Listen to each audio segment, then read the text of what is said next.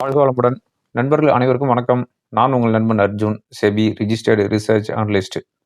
இன்னைக்கு 3 March market வந்து ரொம்ப ப்ளீடிங் ஆயிட்டு இருக்குது. US market, Asian market, Europe market எல்லாமே வந்து நான் ஸ்டாப்பா இறங்கிட்டு இருக்குது. அதாவது வார் ஸ்டார்ட் பண்ண சனிக்கிழமை வார் ஸ்டார்ட் ஆச்சு. திங்கட்கிழமை கூட மார்க்கெட்டு அந்த அளவுக்கு ஃபால் வர கிடையாது. யுஎஸ் மார்க்கெட்லாம் இன்னும் ஒரு படி மேலே போய் ஹைல க்ளோஸ் ஆச்சு. ஆனால் இன்னைக்கு ரியலான ஒரு ஃபேஸ் தெரிஞ்சிட்டு இருக்குது குளோபல் மார்க்கெட்டில். எதனால் அப்படின்னு பார்த்தோம் அப்படின்னா, இந்த வார் வந்து இன்னமும் வந்து சில பல வாரங்களுக்கு நீடிக்கும். இந்த சில பல வாரங்களுக்கு நீடிச்சிச்சு அப்படின்னா, ஒவ்வொரு நாட்டுக்குமே வந்து ஏகப்பட்ட ட்ரபுள் வரும். முக்கியமா வந்து இந்தியாவுக்கும் வந்து ஏகப்பட்ட ட்ரபுள் வரப்போகுது. ஸோ, இதனால தான் வந்து இப்ப கிஃப்ட் நிஃப்டி கூட இப்ப இந்த வீடியோ நான் 9:00 ரெக்கார்ட் பண்ணிட்டு இருக்கிறேன். இப்ப கூட 800 பாயிண்ட் டவுன்ல ட்ரேட் ஆயிட்டு இருக்குது. அதாவது 24,200 அரவுண்ட் வந்துருச்சு கிஃப்ட் நிஃப்டி. அ சகட்டு மேனிக்கு மார்க்கெட் வந்து பிளட் பாத் நடந்துட்டு இருக்குது. ஸோ, நாளைக்கு வந்து இன்னமும் ரொம்ப இன்ட்ரஸ்டிங்கா இருக்க போகும். இப்ப இந்த வீடியோ ரெக்கார்ட் பண்ணிட்டு இருக்கும்போது, அமெரிக்காவுடைய டோ ஜோன்ஸ் நியர்லி 2.4% அதாவது 1171 பாயிண்ட் டவுன்ல ட்ரேட் ஆயிட்டு இருக்குது. S&P 500 2.1%, நாஸ்டாக் இண்டெக்ஸ் 2.4% டவுன்ல வந்து ட்ரேட் ஆயிட்டு இருக்குது. ஓகேங்களா? அ இன்னைக்கு மார்னிங் வந்து பார்த்தோம் அப்படின்னா, ஏசியன் மார்க்கெட்டு ஜாப்பனீஸ் நிக்கி 3% டவுன்ல வந்து க்ளோஸ் ஆயிருக்குது. ஹாங்செங் இண்டெக்ஸ் 1.5%, ஷாங்காய் இண்டெக்ஸ் 1.7% டவுன்ல க்ளோஸ் ஆயிருக்குது. மெயினா சொல்லணும் அப்படின்னா, சவுத் கொரியன் மார்க்கெட் இன்னைக்கு வந்து 8% டவுன்ல க்ளோஸ் ஆயிருக்குது. அதாவது சவுத் கொரியன் மார்க்கெட்ட பொறுத்தவரையும் லாஸ்ட் இயர்ல கிட்டத்தட்ட 40% இன்க்ரீஸ் ஆயிருக்குது. 40% இன்க்ரீஸ் ஆயிட்டு இன்னைக்கு ஒரு நாள்ல 7%, 8% டவுன் ஆகுறது பெரிய விஷயம் கிடையாது. ஆனா நம்மளுடைய நிஃப்டி இந்த 2 வருஷமாவே வந்து 24,500ல தான் இருக்குதுன்னு வச்சுக்கோங்களேன். இன்னும் சொல்லணும் அப்படின்னா, மைனஸ் ரிட்டர்ன்ல இருக்குது நம்ம நிஃப்டி. ஓகே. இப்ப வந்து இதனால வந்து என்னென்ன பாதிப்பு வரப்போகுது? அதாவது இப்ப வார் வந்து இன்னமும் வந்து கப்புள் ஆஃப் வீக்ஸ் நடக்கும்போது என்னென்ன பாதிப்பு வரும் அப்படின்னு பார்த்தோம் அப்படின்னா, அதுக்கு முன்னாடி வந்து ட்ரம்ப் வந்து சம் ட்வீட்ஸ் பண்ணியிருக்கிறாரு. என்ன பண்ணியிருக்கிறாரு அப்படின்னு பார்த்தோம் அப்படின்னா, அதாவது அ ஈரான் வந்து நாங்க வந்து பேசுறதுக்கு ரெடியா இருக்கிறோம். நியூக்ளியர் டாக் பேசுறதுக்கு நாங்க வந்து ரெடியா இருக்கிறோம். வார் வந்து ஸ்டாப் பண்ணலாம் அப்படிங்கிற மாரியான ஒரு தூது விட்டுருக்கிறாங்க. அதுக்கு வந்து ட்ரம்ப் வந்து என்ன சொல்லியிருக்கிறாரு, டூ லேட் அப்படின்னு குடுத்துருக்கிறாரு. ஸோ, இன்னமும் வந்து வார் வந்து அக்ரெசிவா போகும் அப்படிங்கிறது கிளியரா தெரியுது. அதே மாரி அ இங்கிலாந்துடைய ரிலேஷன்ஷிப் எங்களுக்கு வந்து அ ஒரு சொல்லிக்கிற மாரி இல்ல. முன்ன இருந்தத மாரி ரிலேஷன்ஷிப் இல்ல அப்படின்னு ட்ரம்ப் சொல்லிக்கிறாரு. ஓகேங்களா? அதுக்கு அடுத்ததா வந்து பார்த்தோம் அப்படின்னா, இன்னைக்கு குளோபல் லெவல்ல எல்லா மார்க்கெட்டுமே டவுன்ல தான் இருக்குது.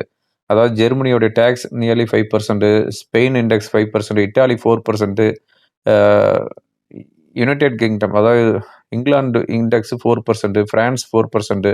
ஸோ எல்லா மார்க்கெட்டுமே டவுனு. நம்ம கிஃப்ட் நிஃப்டி நாளைக்கு என்னங்கிறது ரியல் ஃபேஸ் என்னங்கிறது தெரியும்.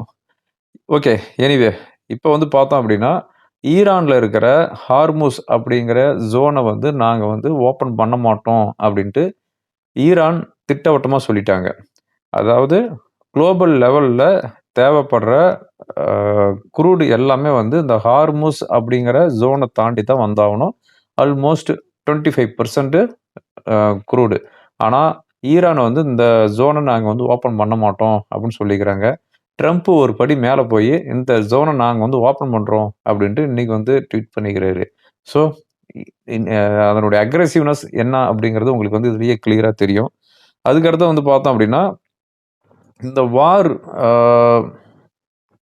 அதுக்கடுத்து வந்து பார்த்தோம் அப்படின்னா, இப்ப இந்தியாவுக்கு இதனால என்ன ட்ரபுள் அப்படின்னு பார்த்தோம் அப்படின்னா, இப்ப இந்தியா கிட்ட இருக்கிற அ க்ரூட் பேரல்ஸ் எவ்வளோ இருக்குது அப்படின்னு பார்த்தோம் அப்படின்னா, 100 மில்லியன் பேரல்ஸ் வந்து இப்ப வந்து ஸ்டாக் வந்து இருக்குது. இந்த 100 மில்லியன் ஸ்டாக் வந்து ஆல்மோஸ்ட் நெக்ஸ்ட் 30-40 டேஸ்க்கு நமக்கு வந்து தீர்ந்து போயிடும். நெக்ஸ்ட் 30-40 டேஸ்க்கு உண்டான ஸ்டாக் தான் இப்ப வந்து கையிருப்பு இருக்குது. அப்படிங்கிற மாரி சொல்லிட்டாங்க இந்தியா. இப்ப வந்து என்னான்னா, அரசன நம்பி புருஷன கைய விட்ட கணக்கா, நம்ப அமெரிக்காவ நம்பி ரஷ்யா கிட்ட இருந்து வாங்கிட்டு இருந்த குரூட் வந்து ஸ்டாப் பண்ணிட்டோம். இப்ப வெனிசுலாலருந்து வரணும் அப்டின்னாலும் வராது. ஏன்னா, இப்ப அந்த ஏரியால தான் வந்து நமக்கு வந்து ஹார்முஸ் வழியா தான் நமக்கு வந்தாகணும். ஸோ, அதனால இப்ப வந்து அகைன் நாம வந்து ரஷ்யாகிட்ட இருந்து ஆயில் வாங்க வேண்டிய சூழ்நிலை உருவாகிட்டு இருக்குது. இப்ப நம்ம ரஷ்யாகிட்ட இருந்து ஆயில் வாங்கணும் அப்டின்னா, ட்ரம்ப் என்ன பண்ண போறாரு? அவரு வந்து நீங்க ரஷ்யாட்ட இருந்து ஆயில் வாங்கிட்டீங்க அப்டின்ட்டு, மறுபடியும் வந்து டேரிஃப் வந்து இன்க்ரீஸ் பண்ணிடுவாரு. ஏன்னா ஏற்கனவே வந்து வார்னிங் குடுத்துருக்கிறாரு. இந்தியா ரஷ்யா கிட்ட இருந்து ஆயில் வாங்குனாங்க அப்படின்னா, நாங்க வந்து எப்போ வேணாலும் டேரிஃப் வந்து இன்க்ரீஸ் பண்ணுவோம் அப்படின்னு சொல்லிக்கிறாங்க. ஸோ இப்ப இருக்கிற ஸ்டாக்கு நெக்ஸ்ட் 30 டூ 40 டேஸ்க்கு மட்டும் தான் இருக்கும் அப்படிங்கிற மாரி நியூஸ் வந்துட்டு இருக்குது. அதே மாரி எல்என்ஜி அது வந்து நெக்ஸ்ட் 2 டூ 3 வீக்ஸ்க்கு உண்டான எல்என்ஜி தான் வந்து ஸ்டாக் இருக்குன்னு சொல்லிக்கிறாங்க. எல்பிஜி வந்து நெக்ஸ்ட் 20 டேஸ்க்கு ஸ்டாக் இருக்குது அப்படிங்கிற மாரி சொல்லிக்கிறாங்க. ஸோ நம்ம இந்தியாவுடைய சிச்சுவேஷன் ரொம்பவும் கிரிட்டிக்கல் ஆயிடும். நெக்ஸ்ட் 15 டேஸ்க்கு அப்புறம். இந்த வார் வந்து இன்னமும் வந்து கப்புள் ஆஃப் வீக்ஸ்க்கு நடந்துச்சு அப்படின்னா, நம்ம இந்தியாவுக்கு ஒரு பெரிய ட்ரபிள் ஆயிடும். அதனால தான் வந்து கிஃப்ட் நிஃப்டி இன்னமும் வந்து இறங்கலாம். இப்ப நாளைக்கு வந்து 800 பாயிண்ட் அப்படின்னா, அதுக்கப்புறம் வரப்போற நாள்லயுமே வந்து இறங்கறதுக்கு உண்டான வாய்ப்புகள் இருக்குது. ஓகேங்களா? ஓகே. அதுக்கு அடுத்து வந்து பார்த்தோம் அப்படின்னா, இன்னைக்கு வந்து பிரெண்ட் க்ரூட் $84 வந்துருச்சு. அதாவது கிட்டத்தட்ட 8% ஏறி இருக்குது இந்த வீடியோ ரெக்கார்ட் பண்ணிட்டு இருக்கும்போது. ஆனா கோல்டு பிரைஸ் வந்து நியர்லி $150 பெர் அவுன்ஸுக்கு வந்து டவுன் ஆயிடுச்சு. சில்வரும் வந்து நியர்லி வந்து $20 வந்து டவுன் ஆயிருக்குது. அதாவது இப்போ ரீசெண்டா $100க்கு வந்தது. இப்போ வந்து $80க்கு நியர்லி வந்துருச்சு. ஸோ இப்போ வந்து இன்வெஸ்டர்ஸ் எதுவுமே வந்து எதையுமே வாங்கலைன்னு வச்சுக்கோங்களேன். எப்பவுமே வந்து ஜியோபொலிட்டிக்கல் டென்ஷன்லாம் இன்க்ரீஸ் ஆச்சு அப்படின்னா, கோல்டு, சில்வர்ல தான் வந்து இன்வெஸ்ட்மென்ட் பண்ணுவாங்க. மெயினா வந்து கோல்டுல தான் இன்வெஸ்ட்மென்ட் பண்ணுவாங்க. ஆனா கோல்டு வந்து இப்போ வந்து சொல்லிக்கிற மாரி ஏற கிடையாது. இன்வெஸ்டர்ஸ் வந்து எல்லாமே வந்து ஸ்டாக்கு அதாவது கையிருப்பு பணத்த வச்சுக்கிட்டாங்கன்னு வச்சுக்கோங்களேன். வேற எதுலயுமே வந்து இன்வெஸ்ட்மென்ட் பண்றதுக்கு தயங்குறாங்க. ஓகே. அதுக்கடுத்து வந்து சைனா வந்து அஃபிஷியலா ஆப்போஸ் பண்ணிக்கிறாங்க யுஎஸ்க்கு. அதாவது மிலிட்டரி ஆக்ஷன் நீங்க ஈரானுக்கு மேல எடுத்ததுக்கு நான் வந்து ஸ்ட்ராங் கண்டெம்ப்ட் பண்றோம் அப்படின்னு சொல்லிக்கிறாங்க. அப்புறம் வடகொரியா, அதாவது நார்த் கொரியா ஈரானுகிட்ட கேட்டிருக்கிறாங்க. நான் வந்து உங்களுக்கு சப்போர்ட் பண்ணட்டுமான்னு கேட்டிருக்கிறாங்க. ஒருவேள ஈரான் வந்து நார்த் கொரியாட்ட எதுவும் சப்போர்ட் கேட்டாங்க அப்படிங்கிற பட்சத்தில, இந்த வார் வந்து இன்னமும் வந்து சிவியரா போகும். ஏன்னா, ஏகப்பட்ட வெப்பன்ஸ் வச்சிருக்கிறாங்க நார்த் கொரியால. ஓகேங்களா? ஓகே. பிட்காயின் நியர்லி $70,000க்கு வந்துருச்சு. அதுக்கு அடுத்தா வந்து இந்த கலையபுரத்துக்கு மத்தியில நம்ப HAL அதாவது ஹிந்துஸ்தான் ஏரோநாட்டிக்ஸ் லிமிடெட் வந்து நியர்லி வந்து 3000 குரோருக்கு வந்து ஆர்டர் வந்து வின் பண்ணிக்கிறாங்க. அதாவது டிஃபென்ஸ் மினிஸ்ட்ரிலருந்து ஹை அ ஹெலிகாப்டர் வந்து ஆர்டர் வந்து குடுத்துருக்காங்க. HALக்கு. ஓகேங்களா? ஸோ இதுதான் இப்ப இருக்கிற முக்கியமான நியூஸு. ஓகே. நம்ம மார்க்கெட்டு அதாவது அ மண்டே அன்னைக்கு நான் வந்து ஒரு லெவல் குடுத்திருந்தேன். 24,600 அப்படிங்கிற ஒரு லெவல் குடுத்திருந்தேன். அந்த 24,600க்கு கீழ போச்சு அப்படின்னா நல்லாவே ஃபால் ஆகும்னு சொல்லியிருந்தேன்.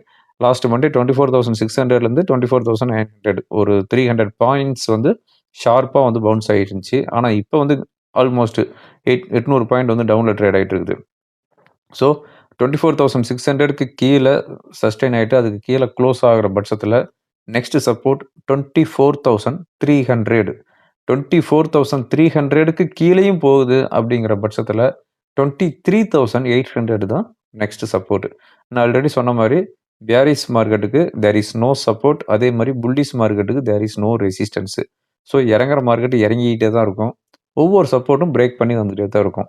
லைக் 24,600 அது பிரேக் ஆச்சு அப்படின்னா 24,300 அதுக்கப்புறம் 23,800 ஓகேங்களா? 23,800 வந்துச்சு அப்படின்னா நெக்ஸ்ட் லெவல் என்னங்கிறது நான் வந்து என்னோட டெலகிராம் சேனல்ல அப்டேட் பண்றேன்.